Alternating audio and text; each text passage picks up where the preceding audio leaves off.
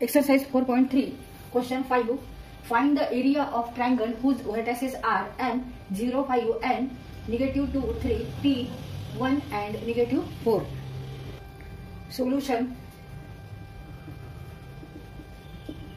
Given m, 0, 5, x coordinate 0, y coordinate 5, n -2, 3, x coordinate -2 and y coordinate 3, t 1 and -4, x coordinate 1 and y coordinate -5. Now use your formula to find the area of triangle MNT.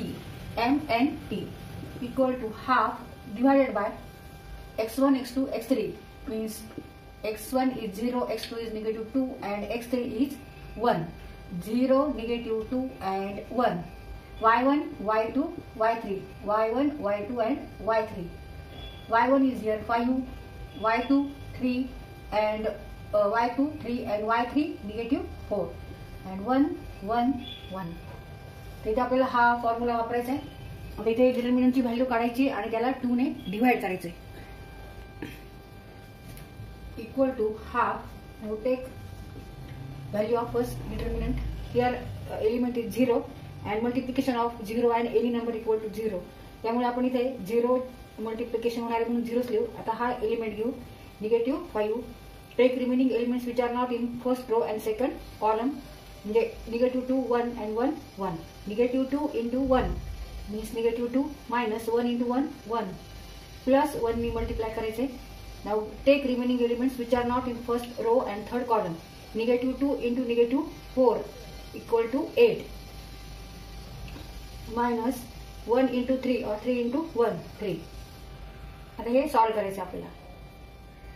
Equal to half in bracket. Now -5 into -3, -5 into -3, -2 minus -1, -2 minus 1 -3. Minus minus become here plus 15 and 8 minus 5 plus 5 into 1 5 equal to, now 15 plus 5 20. Half into 20 means 10 square units. 2 1 2, 2 10 20. बे कबे बे 10 20. तर इथे answer काय आहे? 10 square units. 10 square units.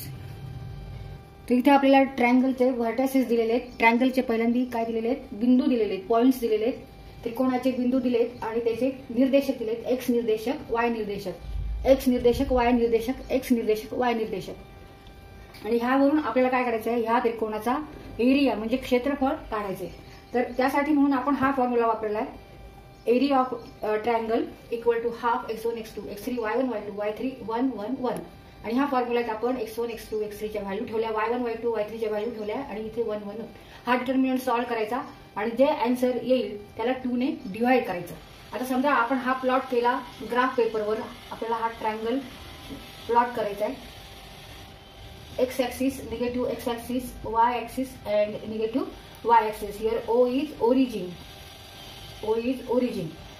आता इथे जास्तीत जास्त एक्स निर्देशक किती आहे ते बघायचं. तर एक्स निर्देशक जास्तीत जास्त इथे 1 आहे आणि वाय निर्देशक 5 3 आणि -4 आहे. त्याप्रमाणे इथे आपण प्लॉट करू.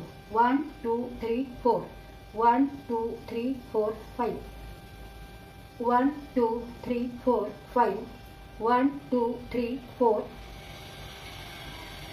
5 1 2 3 4 5 1 2 3 4 5 1 2 3 4 5. निगेटिव्ह सगळे लेफ्ट साइडला निगेटिव्ह नंबर्स आहेत.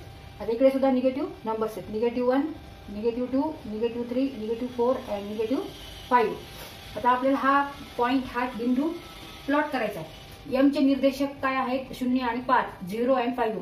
X coordinate 0 and y coordinate 5. म्हणजे हा पॉइंट इथं आहे 0 आणि वाय कॉर्डिनेट 5 आहे म्हणून आपण इथे हा प्लॉट केला आणि इथे नाव देऊ आपण पॉइंटचं 0 आणि 5. तर दुसरा आहे पॉइंट -2 आणि 3. -2 एक्स ऍक्सिसवर घ्यायचा आहे, निगेटिव्ह एक्स ऍक्सिसवर -2 आणि 3 आहे वाय ऍक्सिसवर म्हणजे इथे, म्हणजे ह्या हा इथं पॉइंट आहे. निगेटिव्ह 2 and 3 वाय ऍक्सिस वर 3 आहे. 3 एन हा पॉइंट आपण इथे प्लॉट केला. X coordinate -2 and 3 is on Y axis. M N आता आपल्याला टी हा प्लॉट करायचा आहे. 1 आणि -4. 1 काय आहे तर एक्स कोऑर्डिनेट 1 आणि वाय कोऑर्डिनेट आहे 4, म्हणजे इथे हा पॉइंट आहे 1 and -4. आता हे पॉइंट आपल्याला काय करायचे, जोडून घ्यायचे. इथे एन आहे, इथे एम आहे.